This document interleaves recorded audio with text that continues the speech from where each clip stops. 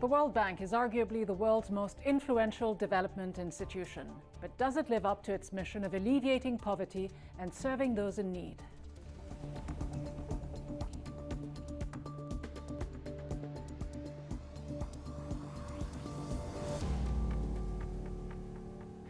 Hello and welcome to Bigger Than Five with me, Rida Fakhri. The World Bank is just that, a bank. Although its stated mission is to alleviate poverty and its loans are low interest, it is not a philanthropic organization. The bank was created to help rebuild Europe after World War II, and its activities grew in concert with America's role as a global economic hegemon. An anti-globalist movement that challenged the bank's policies gained steam in the 1990s, before largely disappearing. Today, the bank operates much like it did back then, but there is still opposition. We'll be discussing this with Ferid Belhaj, the bank's vice president for the Middle East and North Africa. But first, we visited the Bisri Valley in Lebanon to talk to people there about a World Bank-funded dam project. The village of Chihim suffered the worst damage from the series of 12 earth tremors that were felt in many parts of Lebanon. Scores of these old stone houses collapsed, casualties were heavy, alarm and distress were widespread.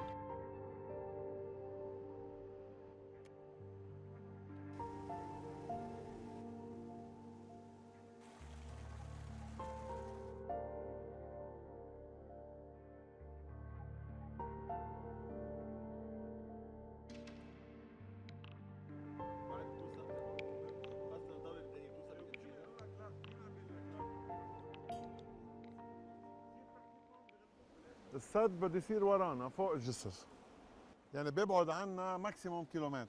انا اذا عمروا السد بقشع انه مصلحتي بتتسكر واكيد رح فل على بيروت، ومنها رح ارجع ادرس حياتي من اول وجديد لشوف وين بدي اروح. قدرت اشتغل شغله ثانيه هون وهذا الشيء كثير صعب مثل ما انا شايفه. بدي اجرب، واذا ما قدرت اولادي بعدهم صغار بدي لحقهم وشوف لي شيء بلد يستقبلني روح عليه. نحن قاعدين بخطر، خليه ياخذونا بحلمهم خطر 1%، نحن قبلانين. شو جبرنا الله نتحمل خطر 1%؟ كيف فينا نقول لاولادنا نحن اللي ربيناهم بالشبر والندر بهيدا البلد، هالناس اللي حافظت على ارضها بأسوأ الظروف، ايام الحرب وايام الاحتلال وايام ما حدا فل. جيتوا هلا تهجرونا؟ ما لقيتوا بالبنك الدولي مشروع افشل من هذا جايين تعملوه فينا هون؟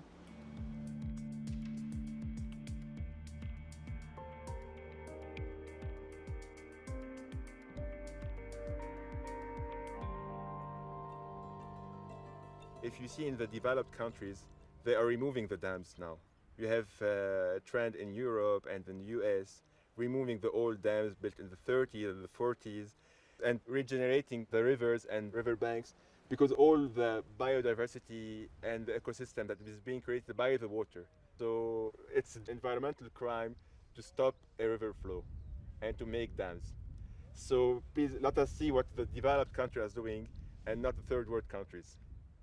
You have Roman columns, Roman bridges, an old Byzantine church and Marmusa church. These are historical sites that will be dismantled or removed here in the region. So did the bank really take these criticisms seriously? Has it made a blunder with this particular project? And does it ever reverse decisions like this one? We're joined by Ferid Belhaj, World Bank Vice President for the Middle East and North Africa. He joins us live from Tunisia. Mr. Belhaj, you heard sharp criticisms, as we have, about the Bisri Dam project. You know Lebanon extremely well, having lived and worked there as World Bank Regional Director for many years. Why is the bank funding this very controversial project? Well, first of all, thank you very much for the invitation. Look, I was in Beirut about 2 weeks ago, and I got an earful from a number of young, very bright people asking for exactly the same question. And I believe they have a point, because we may not have communicated as much as we should have over the last few years on that particular project. Look, this is a project that actually will be bringing water, healthy water, to almost 2 million people in Beirut. Lebanon, you may know, is actually endowed with an immense resource, close to 9 billion cubic meters of rainfall a year. You know how Precisely. much Well, is let me actually stop you. captured? Well, let me stop you here less then. than 5%. The issue isn't about a scarcity of water for the Lebanese. Over 40% of the water that goes on to Beirut is lost because of leakage and poor management. Yeah, look, as they say, you can walk and chew gum at the same time. We are actually working on those leakages. We are working into rehabilitating all of these conduits. We are working on that. And at the same time, we are putting together a very large infrastructure, the dam, that actually can capture around 125 million cubic meters. That's really epsilon when you look at the potential for Lebanon. Lebanese, poor and wealthy, are suffering from incredible shortages and are suffering from very bad and low quality water coming their way. But that is not what they believe. But they do not believe that this is the right thing to do, though. They don't believe that this is the solution. As we speak, more than 26,000 people have signed an online petition. This number keeps growing by the minute. They say that this project is costly, inefficient, and harmful. Why then take the risk of funding a project, a dam, that would stand on a active seismic fault that many of the experts believe could actually threaten a reservoir-induced earthquake? Why take this risk? You know, look, we have looked at this project. We have studied it for dozens of years. Before I was even born, one can look at the files. Every single expert working on, expert in seismology came and took a look.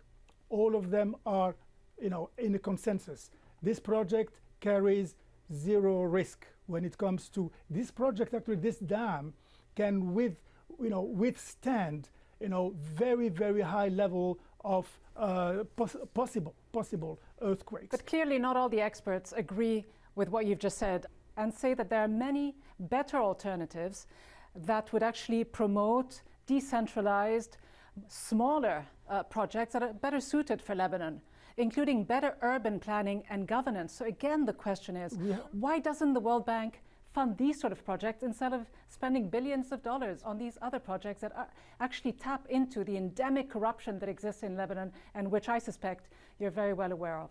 We've been talking to people and we've been asking them to come up with alternatives. We studied all of these alternatives, and frankly, none of them was holding water, if I may say, and no pun intended. Now, let me go back to the issue of governance and corruption. This has nothing to do with the particular project. This has to do with the broader issue, whether it is in Lebanon or in many other countries. Let me assure you and assure your viewers that not 1 cent of the bank investment in this project will go anywhere but to finance that project. So for us, we are very, very confident that this project is going to be for the benefit of all Lebanese, and the benefits in particular of the poor Lebanese that today have to go and buy water, expensive water, and buy water that is not safe and that is not healthy. We need to do something about it. Many people, Ferid Belhaj, many Lebanon. people will disagree with the fact that this would even create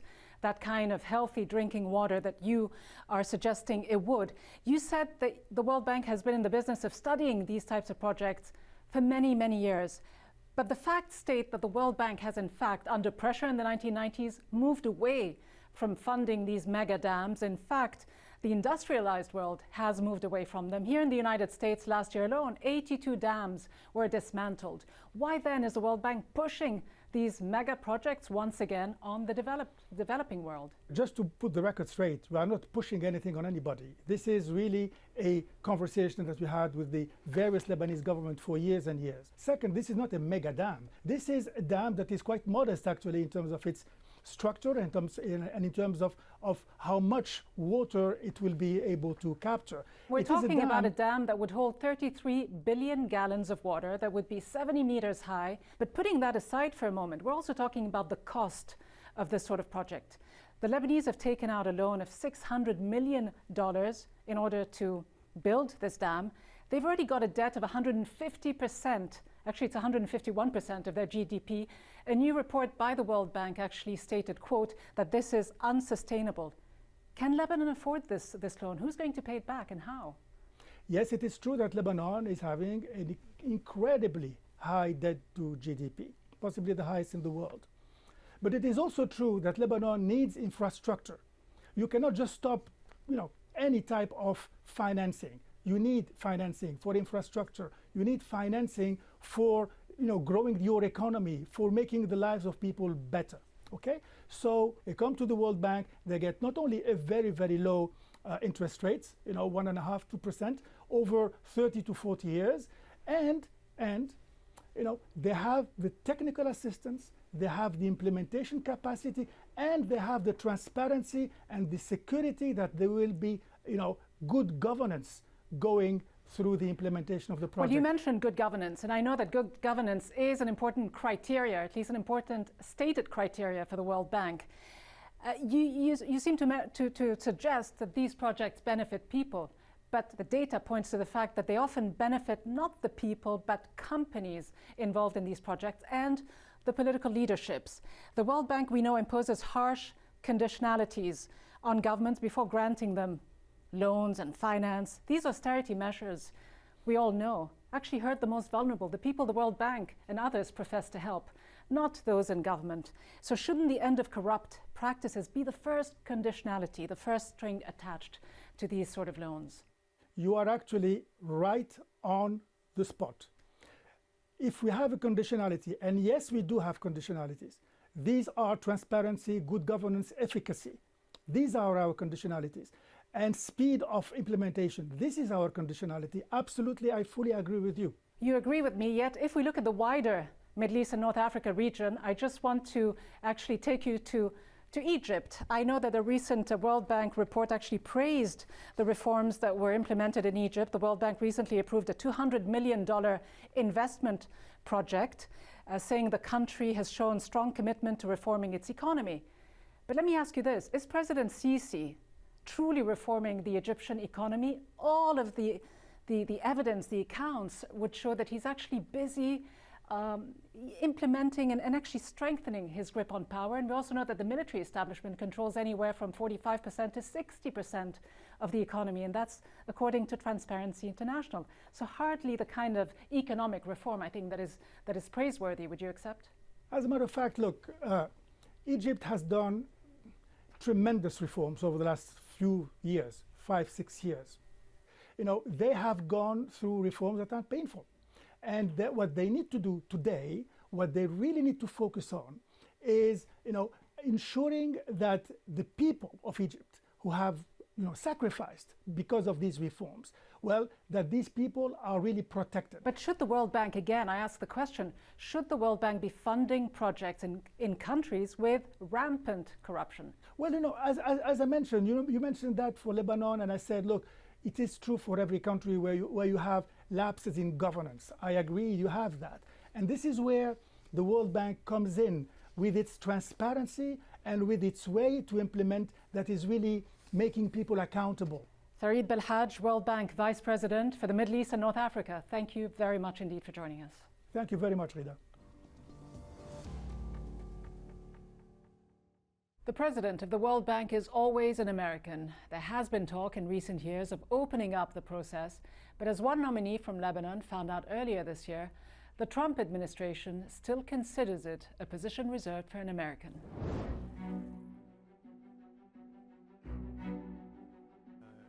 urge countries to make sure that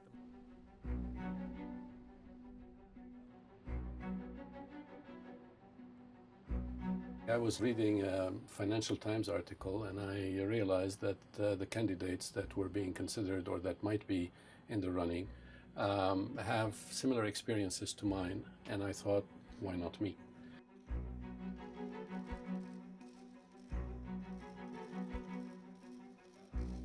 It was not expected that there would be pressure on the Lebanese government for my nomination to be withdrawn.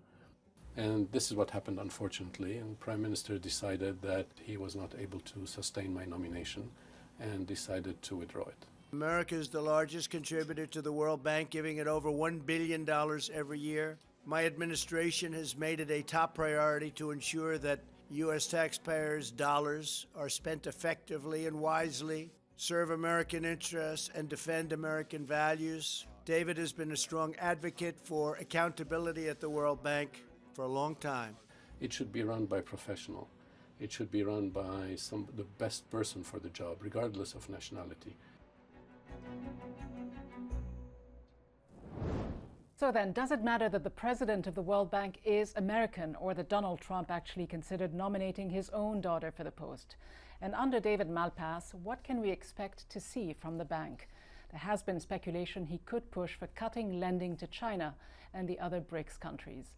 To discuss, we're joined by Nadia Dar, head of Oxfam International's Washington office, and Anne Krieger, the first deputy managing director of the IMF from 2001 to 2006 and former chief economist at the World Bank. Welcome to you both. Nadia Dar, should we be alarmed that someone like Ivanka Trump, with no background in economics, was actually offered the job because, quote, she was good with numbers, or should we simply be relieved that she turned it down? Well, I think what is most important is that the bank is hiring the person who is most fit for the job, the person who has the best experience, who has development experience, who understands what poverty looks like, who understands what the solutions are to poverty and inequality, who knows how to convene stakeholders, and who is a good manager ultimately as well of a massive institution that's working at a global level. Anne Krieger, your thoughts? I know your most recent post was at the IMF. Does it matter who leads the IMF? There's a gentleman's agreement that it's an American at the World Bank, a European at the IMF. Should this practice continue? Well, I would agree with Nadia that the most important thing is to choose the best person you can find for the job, that it should be on merit and not on any other kinds of personal characteristics. Sure, but that's not what's happening, clearly. Is it? I don't know.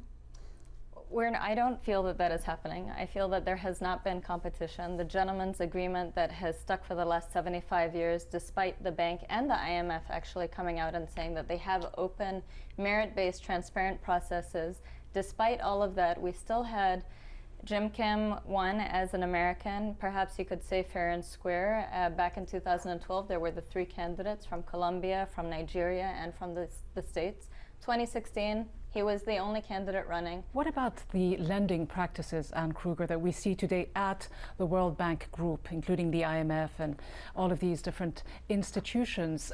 For many, many years, and this continues, there has been quite a few grievances from the developing world about the so-called structural adjustments that have taken place and that continue. When you were chief economist at the World Bank back in the early to mid 1980s, these sort of practices became quite dominant at the bank. The focus back then was on Africa. Today, the argument is that it is helping to alleviate poverty in Africa, but the opposite has happened. Would you agree? No, not completely. Things have happened in Africa that have made the situation worse, and the things that happened there that have made it better. In the 1980s, the concern was as much with Asia as with Africa, and to a fair degree, even Latin America and the Middle East. It was not one geographic area, and certainly the debt crisis of the 1980s focused over all those areas, and it does now. There is a problem when a country has had the authorities who then go on what I will call a spending spree and has spent well beyond the country's means. And one thing you might say is that, well, okay, after that, it's up to the international community to bail them out. But you could also say that maybe they need to adjust their policies. But aren't they sometimes forced to spend beyond their means? Some of these multi-billion-dollar projects is almost forced onto them with a lot of strings attached. Would you accept that in sub-Saharan African countries, for example, many of the adjustment loans, and there were 31 of them back in the 1980s, have actually made the situation worse? We know that poverty levels for that region alone went up to 60% back then. And they fell in the first decade of this century, in large part because those countries finally began adopting some of the policies they needed to adopt. One of the problems was that countries went on spending, and there was not a sufficient brake on the lending to let them do so. It was the other way around, in my view. Nadia, what are your thoughts? Do you think that some of the policies of the World Bank of liberalization, privatization has actually helped or made the situation worse for some of these countries? Look, I think that in the early 80s, there were a lot of policies that did indeed have a negative impact on the poorest communities in these countries, policies that the World Bank and the IMF had both promoted. But I would say that things have changed over the years. There are learnings. And what we're seeing from the IMF now is actually an interesting take where the IMF has said, well, inequality is a massive issue that we need to be addressing. And we are very supportive of the IMF taking on that new agenda. But we say to them, the policies that you have been using for the last few years are not going to be supportive of a reduction of inequality across the countries you're operating in. Professor Kruger, do you believe that these institutions are truly interested in alleviating poverty? Are they really listening to these sorts of concerns? I don't think there's any question but that they are truly interested in it. I think the question is the extent to which you can alleviate poverty without doing things to make the economy more efficient and more productive. Such as? And I think without doing that, I think the experience with redistribution without growth has been disastrous. And that indeed you do have to get some degree of growth, or it makes it politically difficult to get enough redistribution to do any good. So I don't see the two as being, in that sense, necessarily or even mostly in contradiction to each other. Today, is there a real alternative to the Bretton Woods model, something led by China, by the BRICS countries? Well, of course. I mean, in the last few years, we've seen the rise of the Asia Infrastructure Investment Bank. We've seen the rise of the BRICS New Development Bank. And there's a lot of bilateral lending as well coming from emerging economies. And these are, and just tying this back to our earlier conversation about the president of the World Bank, these are institutions that have come up in direct response to not having their voice heard and felt in the same way that they would have wanted to. It's also a response to wanting to have quicker and more efficient lending. There are a number of reasons why these institutions are coming up. But yes, there are real alternatives.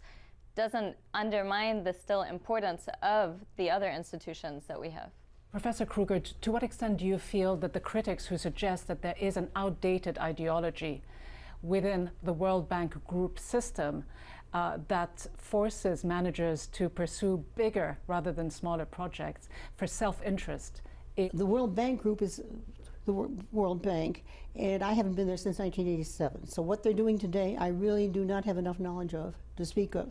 But what would you say to those who say there is an institutional self-interest at play? Within the IMF, for example. The IMF lends in a different situation. And the IMF lends on macroeconomic grounds when countries have gotten themselves in big trouble or because of external circumstances have done so. And in fact, the IMF articles dictate how the lending should be, I suppose, modified or how it should be calculated.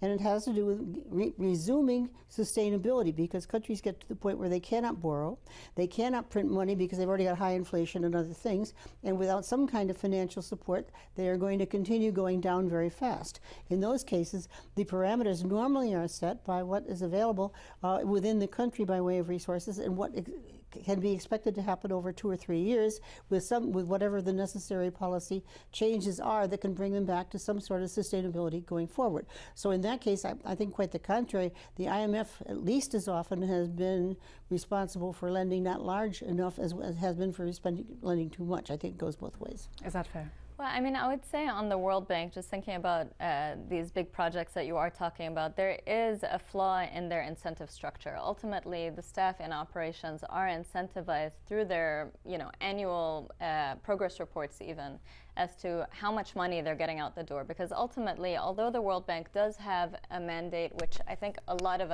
us agree upon, alleviating poverty, ultimately, it is also a bank that needs to get the money out the door, and they don't prove that they can get the money out the door, they're not going to get their next IDA replenishment. They're not going to be able to show their need to be this big in the world. And they are a large institution, they're a very relevant institution, but their incentive structure has flaws. And how do you see the rise of China as an economic superpower and the fact that it feels frustrated that its ascendance isn't necessarily reflected in the power structure within these institutions? Well, a number of parts of the answer to that, one of which is simply that everybody's frustrated because everybody wants more. If you added up how much share everybody wants in this state of things, it would be about 5,000%, including me, including you, including Oxfam, including everybody else. They are international organizations, and they are at the mercy, so to speak, of the membership. China's share of the ownership of the bank and the fund has been rising, not as rapidly as China would like. The United States used to have something I've forgotten about, 46% total shares. in the IMF. It has given up shares, so it's now down to about 16%. So the U.S., in a sense, has been a good citizen in many ways in that regard, although others would like, of course, it to be even more. So finally then to you, Nadia, Malpass, the new president of the World Bank, is suggesting that the U.S. make smaller contributions to the World Bank. Would that actually be a good thing? Would that mean that the U.S. might then have a smaller say? I am expecting and very much hoping that the U.S. will actually deliver a strong package on IDA 19, which is the pot for the poorest specifically, because that is a pot of money that developing countries really depend on. And most importantly, what we want to see of Malpass is take a critical and strong and credible and powerful position on issues that are global and important, such as climate change. These are issues that he has not demonstrated his credibility on, and we want him to be a strong leader on this issue. Nadia Dar and Anne Kruger, thank you both very much indeed.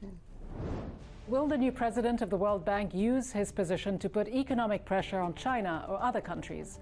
The Trump administration itself appears to have tempered its initial criticism of the bank by approving a $13 billion capital increase. But it remains to be seen what line the bank will take under Malpass and whether it continues to impose harsh austerity measures as conditions to its loans, to further U.S. interests, as President Trump himself has stated. From me, Rida Fakhri, and all the team here in Washington, thanks for watching. See you next time.